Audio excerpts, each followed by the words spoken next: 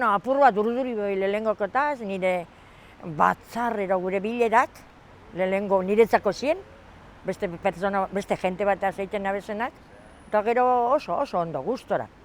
Berbaro tabernien sorrerien ikuste dut 85 inguruen izango zala. Orduan pauso handi bat izen zen elkartientzako, ze alde batetik diru sarrera mamitsu batzuk suposatu abezan. Estiro hasierren da Beñat Gaztelurrutian eskutik kulturgune importante bat bihurtu zen. Orduen Durangon oso gauza itxi egoten zen.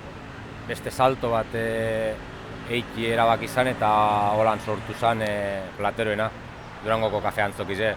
Moton sorrerie gogoratzen dut, egitasmo polit bat moduen, Durangaldeko hainbat euskara elkarteaz batera, Berbaro elkartie begon zan motoren sorreran, eta oso ekintza polit moduen gogoratzen dut motoren sorrera. Eskualderako behar-beharrezko proiektu bat.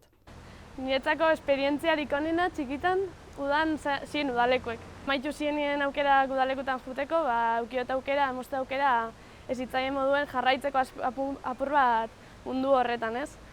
Ume moduen izen biharrien, udalekuek beste erabaten ikusiz edo beste ikuspuntu batetik. Topago talde potente bat, proiektu eta gauza desberdinek aurrera eramaten dabezena, gogotsu. Euskara sustatzeko pilo bat lan egiten dabena eta gogoz da bizenak. Gustote Berbarok elkarte moduen badekola zitzaile kantera majo bat, oso handize deko gainera. Eta, hemen gauz ondino, sar batzuk ondino horre jarraitu guran, baina, nik uste etorkizun oso politia dekola Berbaro aizialdei zati hortatik behintzet badekola etorkizun politia deko. Benetako lagunek eta betirako indoazenak. Gehien horre posten hau Berbaroen izekeran. Betiko eskertuko Berbaro horregatik.